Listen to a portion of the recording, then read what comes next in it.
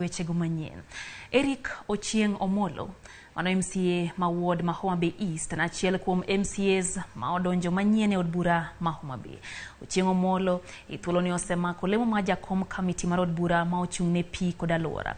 Nyocha opedho e od bura paro mar chik e wi rito alwora kod lwasi ma ochuo kadhi gi od bura. Jopiny ma Homa Bay East bende otise gi nying mar Ja-Pii e wi magi duto. Sigande chalo nade nyakorom ga John. Jafo marwa ma Homa Bay Ali Abich miwa repod ni e yo machal kod ma.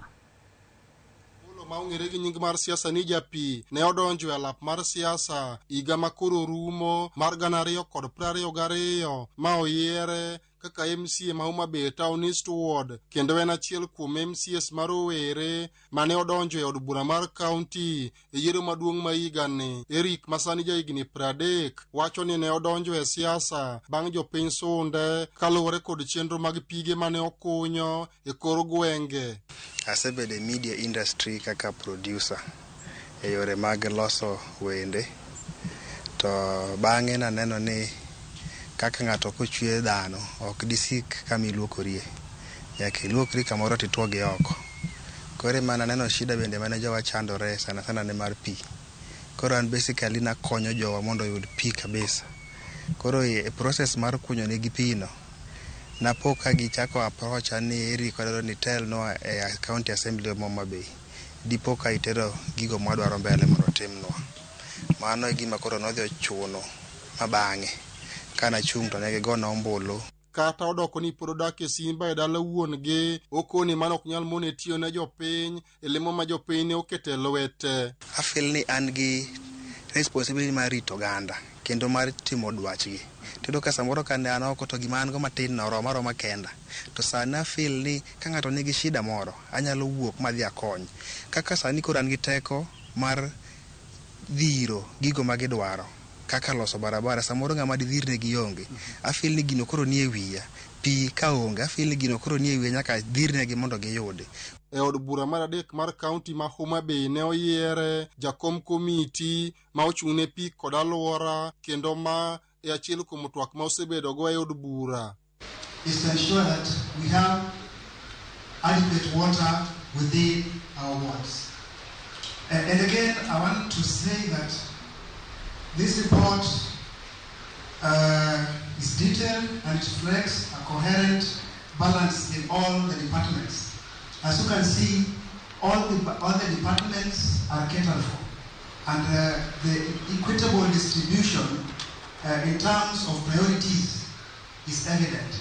So I would wish members of this House to adopt this report as it is. Thank you. En kod mor ni kalo chike mamulo weche mag lokruok mar yamo e kor lwasi ma komiti mare ne otelo ne en achiel kuom gigo mabiro miyo piny owacho mar kaunti yudo omenda mar konyo e rito alwora. Tedo ni kendo gik masetimo within a short time emane wabire gi bill mano pok nokadhi nyaka ne county assembly ma Bay chakre. Bill mawuoyo kuom arita mar alwora, yore mag lwasi, mabende ane jakom mano chung' ne climate change no, mane wa draft bill no mano kadhi assembly. Kwa nyalo kwa ni within dweche ariyo mokwongo nwa push bill mokadho, kendo bill ni osebedo gi benefit maduong' ne county nyaka ne wakadhi. Yudo ka yaw thuolo ne jogo manyalo partner gi county donors manyalo kelo mwandu manyalo konyo yore go mag rito alwora. Kayo ni sani pesa nitiere mosedonjo ne county. Kendo machielo mwase achieve en ni ok mana bill achiel kende mosekadho bills mopogore. Ka okoni pige ma okunyo olombo mana ka wuok ir osiepene. Pi ni ma higni ka higni onge ng'at mosebiro mondo omi jowa pi. Mido ni dweche higni ariyo mokwongo na kunyo pige 14. Achaka medo pige 5 magedo pige 19. Kaka koro sani wantie Disemba ni an gi pi machako maguje, asetieko, Wangapala oserumo, Majiwo oserumo, Marindi oserumo. To magi ndio katem ne arito mondo mi government mar county omiya pesa mondo mi atimgi. Egin natiyo gi thuolo mano yierago ni mondo mi abed gi duol moro mar kwicho kata lombo mwandu oko. ka koro waloko higa manyien osingo ne jopiny e wuodne chenro mag dongruok ma opogore ka okoni sani koro keto maino mare e tiyo ne jopiny ka tije mamoko mane otimo kapok odonjo e paw siasa sani koro weyo jomamoko ema timogi. Nitiere gigo moko nyalo weyo kaka an talent mara agombo ga ne alos ne mana jiwer, alos documentaries, alos movies, alos adverts. To koro mondo mi bendi beje telo maber nyaka empower jomoko.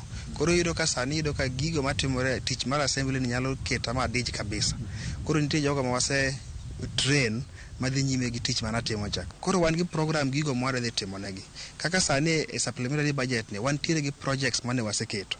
Kaka mag barabara nitiere modhi loso, manyien modhi yawo, pi nitie modhi kunyo manyien from the county budget, to gi health facilities moko ma bende ni pok orumo wadhi gero.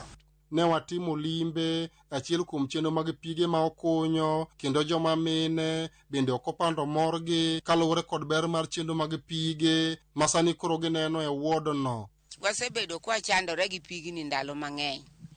Waomo pi chiegni loka nyandiwa kocha e soko moro to adwaro pi yo Kanyada koni to achako adwaro pi koni. Koro an wago erokamano maduong' kuom kelonwa pi ka. Tuoche mane mako wachon mag nyaldiema tinde orumo. Mondo mamone mondo kogwen sa 10 dhako osechung' dhi omo pi. Tinde orumo, tinde mine nyalo nindo nyaka sa 1 koka gichiew ka onge wach puodho. Ali Abich, Ramogi TV, Homa Bay.